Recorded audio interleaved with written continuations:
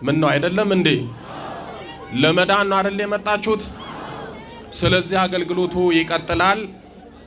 መዳን የምትፈልጉ ሰዎች፣ መፈወስ የምትፈልጉ ሰዎች ጥቂት ነገር እንድታደርጉ ነግራችኋለሁ። የምነግራችሁን ነገር ካደረጋችሁ ሚሊዮን% እርግጠኛ ሆኜ ነው የምነግራችሁ፣ በስጋችሁ ትፈወሳላችሁ፣ በነፍሳችሁም ትድናላችሁ። የምንነግራችሁ ሰምታችሁ እንድትሄዱ አይደለም፣ ወደ ቤት ወስዳችሁ ተግባራዊ እንድታደርጉት ነው። በእርግጥ ጥቂት የማትባሉ ሰዎች የምናገረውን ተግባራዊ ልታደርጉ ትችላላችሁ። ነገር ግን አብዛኞቻችሁ ይሄንን ተግባራዊ አታደርጉም። በዚህ ምክንያት ድነት ርቆናል። በዚህ ምክንያት ፈውስ ናፍቆናል። በዚህ ምክንያት የእግዚአብሔር እጅ ከኛ ርቋል። ስለዚህ እዚህ ቦታ የመጣችሁ መዳን መፈወስ የምትፈልጉ ከዚህም ሄዳችሁ ይሄንን ተግባራዊ አድርጋችሁ መፈወስ ትችላላችሁ። በመጀመሪያ የምነግራችሁ ለመዳን 5 ነገር ያስፈልጋችኋል። ስንት ነገር ያስፈልጋችኋል? 5 ነገር። መዳን መፈወስ የምትፈልጉ ሰዎች ካላችሁ አስቀድማችሁ ንስሐ ግቡ። ምን አድርጉ አልኳችሁ? ንስሐ ግቡ። አንድ ሰው ንስሐ ከገባ በነፍሱ ይድናል፣ በነፍሱ ይፈወሳል፣ ከእግዚአብሔር ጋር ይታረቃል። ንስሐ የገባ ሰው አስቀድሞ የሚድነው በነፍሱ ነው። በነፍሱ ደግሞ ከዳነ በስጋው መዳን እጅግ በጣም ቀላል ነው። ብዙዎቻችን መዳን የምንፈልገው በስጋችን ነው። ለነፍሳችን ጊዜና ሰዓት የለንም። መዳን መፈወስ የምትፈልጉ ሰዎች ካላችሁ አስቀድማችሁ ንስሐ ግቡ። ቅዱስ ሉቃስ በሉቃስ ወንጌል በምዕራፍ 15 ቁጥር 10 ላይ ንስሐ በሚገባ በአንድ ኃጢአተኛ በእግዚአብሔር መላእክት ፊት ደስታ ይሆናል ይላል። ንስሐ ስትገቡ አይደለም እናንተ በእግዚአብሔር ፊት ቅዱስ ቅዱስ እያሉ የሚያመሰግኑት ቅዱሳን መላእክት ይደሰታሉ። ቅዱሳን መላእክት ሐሴት ያደርጋሉ። ስለዚህ ንስሐ ገባችሁ ማለት በነፍሳችሁም በስጋችሁም ትድናላችሁ።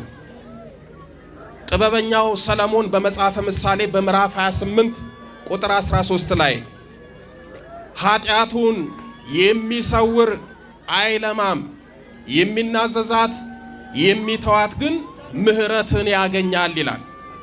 ኃጢአቱን የሚተው የሚናዘዝ የእግዚአብሔርን ምሕረት ያገኛል፣ ወይም ደግሞ እግዚአብሔር ያድነዋል፣ ይፈውሰዋል ማለት ነው። ስለዚህ መፈወስ ከፈለጋችሁ የእግዚአብሔርን ምሕረት ከፈለጋችሁ ንስሐ ግቡ። በዚህ በትንቢተ ሕዝቅኤል በምዕራፍ 18 ቁጥር 30 ላይ የብዙዎቻችን ችግር የሆነውን ቃል እግዚአብሔር ልንገራችሁ። ኃጢአታችሁ በሉ እስኪ እንቅፋት እንዳይሆንባችሁ ከኃጢአታችሁ ሁሉ ተመለሱ። ኃጢአት ምን እንዳይሆንባችሁ? እንቅፋት እንዳይሆንባችሁ። ኃጢአት ንስሐ አለመግባት ለድነት ትልቅ እንቅፋት ነው። ስለዚህ የራሳችን ኃጢአት ለራሳችን ድህነት ለራሳችን ፈውስ እንቅፋት እንዳይሆንብን ንስሐ እንግባ። ሁለተኛው ጸልዩ። ምን አልኳችሁ? ጸልዩ። ጸልዩ ብቻ አይደለም። ቅዱስ ጳውሎስ በአንደኛ ተሰሎንቄ በምዕራፍ 5 ቁጥር 17 ላይ ሳታቋርጡ ጸልዩ አለ። ምን ሳታደርጉ? ሳታቋርጡ። ጠዋትና ማታ ባላችሁ ጊዜና ሰዓት ጸሎትን ሳታቋርጡ ሳትተዉ በርትታችሁ ጸልዩ። የምትጸልዩ ከሆነ እግዚአብሔር ይሰማችኋል። የምትጸልዩ ከሆነ ክፉ መንፈስ ይርቃችኋል። የምትጸልዩ ከሆነ መንፈስ ቅዱስ ይቀርባችኋል። የምትጸልዩ ከሆነ እግዚአብሔር የምሕረት እጁን ይልክላችኋል። ስለዚህ ጸልዩ። ቅዱስ ማቴዎስ በምዕራፍ 26 ቁጥር 41 ላይ ወደ ፈተና እንዳትገቡ ትጉና ጸልዩ፣ መንፈስ ተዘጋጅቷል፣ ስጋ ግን ደካማ ነው ይላል። ወደ ፈተና እንዳትገቡ ምን አድርጉና ጸልዩ? ጸልዩ ነው ወይስ ትጉና ጸልዩ? ትጉና ጸልዩ። ትጉና ጸልዩ ማለት ጠዋትና ማታ ለጸሎት ጊዜና ሰዓት ሰጥተን ለአምልኮት ጊዜ አመቻችተን ሳናቋርጥ በትጋት መጸለይ ነው። ጸልዩ አይደለም የተባልነው፣ ትጉና ጸልዩ። ችግሩ ደግሞ ተክተን እንዳንጸልይ ራሱ እዛው ላይ ይናገራል። ስጋ ደካማ ነው፣ መንፈሳችን ግን ለመጸለይ ይሻል ይፈልጋል። ብዙዎቻችሁ ማታ ለመጸለይ መንፈሳዊ ሞራል ያድርባችኋል፣ ሲመሽ ግን ጸሎቱን ትተዋላችሁ። ጠዋት ለመጸለይ ትፈልጋላችሁ፣ መንፈሳዊ ሞራል አላችሁ፣ ሰዓት ትጸልዩ ከቤታችሁ ውልቅ ብላችሁ ትወጣላችሁ። እኔ ብዙ ጊዜ የምናገረው አንድ ነገር አለ። ጊዜ የለኝም፣ አይመቸኝም፣ እንደው የተጣበበ ጊዜ ነው ያለኝ እምትሉ ሰዎች እንደው በመብርሃን አደራ ነው መላችሁ፣ ብታጡ ለሁለት ጸሎት ጊዜ አትጡ። ለስንት አልኳችሁ? ለሁለት። ጊዜ የሌላችሁ ሰዎች ማታ ከመተኛታችሁ በፊት የዕለት ውዳሴ ማርያም አድርሳችሁ ቅድስት ሆይ ለምኝልን ብላችሁ እናታችሁን ድንግል ማርያምን ተማጽናችሁ ተኙ። ውዳሴ ማርያም የሚጸልይ እመቤታችን ትሰማዋለች። ውዳሴ ማርያም የሚጸልይ ከእመቤታችን በመልጃዋ የሚያጣው ነገር የለም። ስለዚህ እመቤታችንን በውዳሴ ማርያም ያዙ። ዛሬ እኛ በቀን አንድ ጊዜ ውዳሴ ማርያም ለመጸለይ እመቤታችንን ለማመስገን ቅድስት ሆይ ለምኝልን ለማለት ጊዜ የለንም። እንደ ቅዱስ ኤፍሬም እመቤታችንን በቀን 64 ጊዜ ነበረ የሚያመሰግኗት። ስንት ጊዜ አልኳችሁ? 64። በቀን አንድ ጊዜ ውዳሴ ማርያም የማንጸልይ ሰዎች እመቤታችን በቅዱስ ኤፍሬም አይን ካየችን ስለ እውነት በፊቷ ከገለባ ይልቅ እንቀላለን፣ ፍሬ ቢስ እንሆናለን። እመቤታችንን ያዟት። ዝም ብሎ እመቤታችንን እወድሻለሁ፣ አከብርሻለሁ፣ የአምላክ እናት ነሽ እያሉ መጥራት ሳይሆን እንደ አባቶቻችን ውዳሴ ማርያም እያደረሳችሁ ጥሯት። ሌላው ጊዜ ሌላችሁ እንደው ነገ ብትሞቱ ለፍርድ የምትቆሙት ሥላሴ ፊት ነው። ስለዚህ ጊዜ ከሌላችሁ ቢያንስ ጧት ሰይፈ ሥላሴን ጸልያችሁ ውጡ። ምን ጸልያችሁ ውጡ? ሰይፈ ሥላሴ። ሰይፈ ሥላሴን የሚጸልይ ሰው መጽሐፉን ተመልከቱት፣ መቅድሙን አንብቡት። አጥርጥሶ ድንበር አፍርሶ የሚመጣውን ጠላት አጋዕዝተ ዓለም ሥላሴ ያርቁለታል። ዛሬ ስለማንጸልይ ነው ሕይወታችን ሁሉ የተመሰቃቀለው፣ በክፉ መንፈስ ግራ የተጋባ ነው። ሰይፈ ሥላሴን የምትጸልዩ ሰዎች ልብ ብላችሁ አዳምጦኝ። መተት እሱ ላይ አይሰራም፣ ቢሰራም ይፈታለታል፣ ቢታደስበትም ይርቅለታል። ሥላሴን የያዘ ሰው ምንም አይሆንም። አባ ስብሐት ለአብ የተባሉ የጎንደር ጻድቅ ይህንን መጽሐፍ ሲጸልዩት ለመጀመሪያ ጊዜ ደርሰውት መጽሐፉን ሲያነቡት በጣም ይገርማቸዋል። ሰይፈ ሥላሴን ሲጸልዩ አጋንንት አይኑ ሲፈርጥ ወገቡ ሲቆመጥ አይተው ይሄማ ምን ጸሎት ነው? የሥላሴ ሰይፍ ነው እንጂ አሉት። በዛው ሰይፈ ሥላሴ ተባለ። ስለዚህ ከላይ ሥላሴን ከታች እመቤታችንን ከያዛችሁ ምን ትሆናላችሁ? ምንም። ግን የተቸገርነው ይህንን ሳናድርግ ቀርተን ነው። ለሥላሴ ጊዜ አጣን፣ ለድንግል ማርያም ጊዜ አጣን፣ ለጸሎት ጊዜ አጣን። ችግራችን፣ ፈተናችን፣ መከራችን በዛብን። ስለዚህ ጊዜ የሌላችሁ ሰዎች ይህንን አድርጉ። የበረታችሁ አርጋኖንን ብዙ ጊዜ አባታችን መልአከ መንክራት አስተምረዋል። አርጋኖን በማይታወቅበት ከ20 ከ30 ዓመት በፊት ምናልባት በገዳም ያሉ አባቶች ብቻ በሚጸልዩበት ዘመን አርጋኖንን ጸልዩ እያሉ አስተምረዋል። የእሳቸውን ትምህርት ሰምተው ከመቤታችን ጋር ተወዳጅተው ከመቤታችን ብዙ ነገር ያተረፉ ሰዎች አሉ። ዛሬም አርጋኖንን ጸልዩ፣ ሰይፈ መለኮትን ጸልዩ፣ ዳዊት ጸልዩ። የበረታችሁ ሰዎች ቅዱሳን መላእክት፣ ጻድቃን፣ ሰማዕታትንም ተማጸኗቸው። ለምሳሌ ዛሬ ሊቀ መላኩ ቅዱስ ሩፋኤል ነው አይደለ?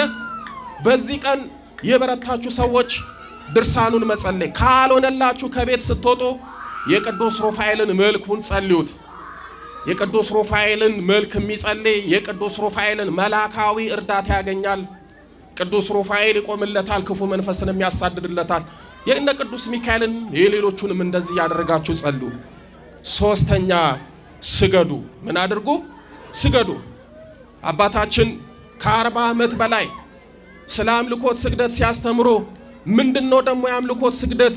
እንዲህ አይነት ስግደት አለ እንዴ እየተባለ ብዙ ውዝግብ በተነሳበት ጊዜ እሳቸው የአምልኮት ስግደት እያስተማሩ ዛሬ እንድትሰግዱ አድርጓቸዋል። በእርግጥ ቤተ ክርስቲያንም ስገዱ ትላለች። ነገር ግን ጧት ማታ ልክ ጸሎት እንደምትጸልዩት ሁሉ እየሰገዳችሁ ጉልበታችሁን ወዛችሁን መስዋዕት አድርጋችሁ አቅርቡ እያሉ ብዙ ዓመት አስተምሯል።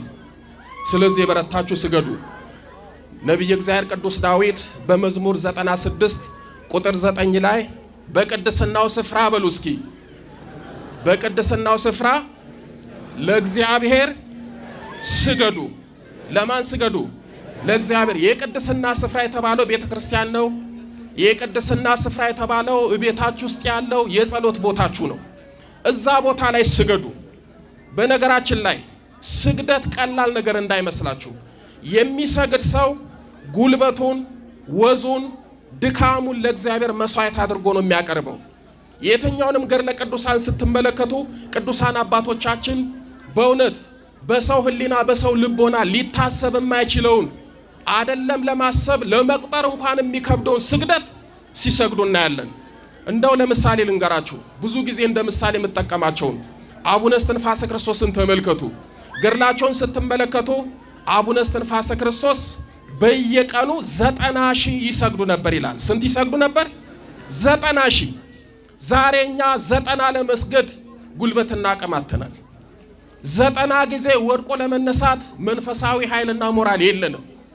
አቡነ እስትንፋሰ ክርስቶስ በቀን 90,000 ስግደት ይሰግዱ ነበረ።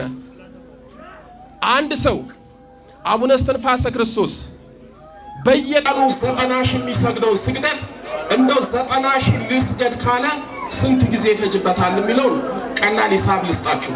ይህንን ብታደርጉ የአቡነ እስትንፋሰ ክርስቶስን የስግደት በረከት ታገኛላችሁ።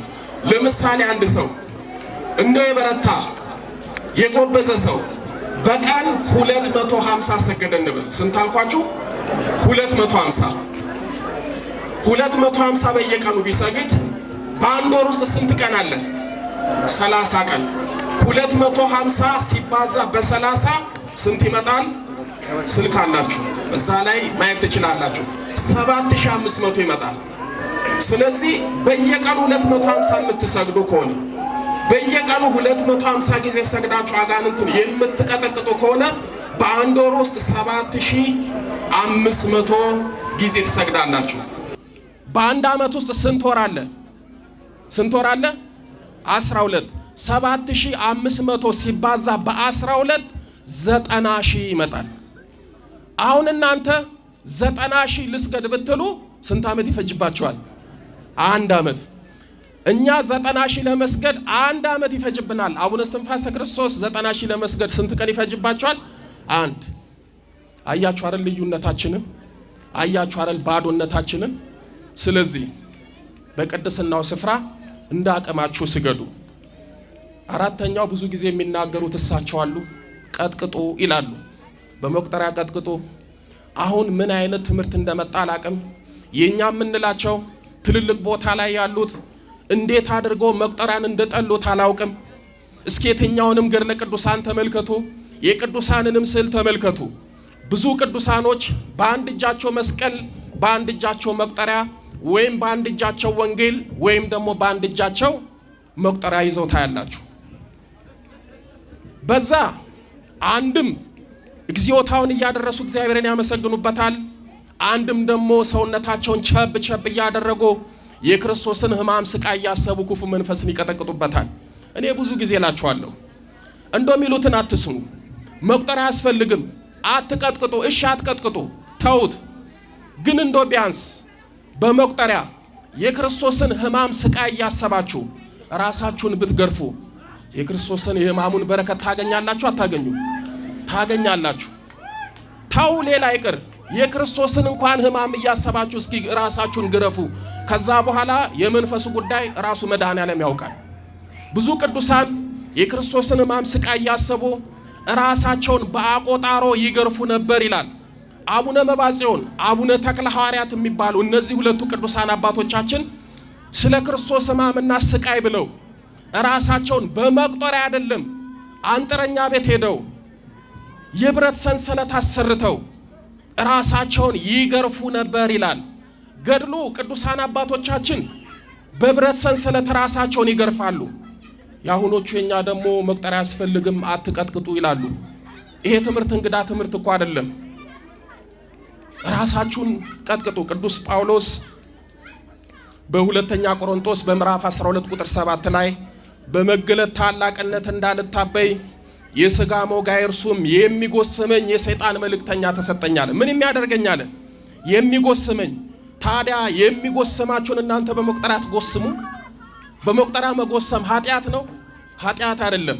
እንዲህ ያሉ ነው የምትጠቀሙበትን አጋንንትን ድል የምታረጉበትን ከሕይወታችሁ የምታረቁበትን መንፈሳዊ የጦር ዕቃ የሚያጥላሉት። እንዴት አይነት አለመታደል እንደሆነ አላውቅም። ስለዚህ መዳን የምትፈልጉ ሰዎች ቀጥቅጡ። ሌላው አምስተኛ ምነግራችሁ መዳን ከፈለጋችሁ የክርስቶስን ቅዱስ ሥጋውንና ክቡር ደሙን ተቀበሉ።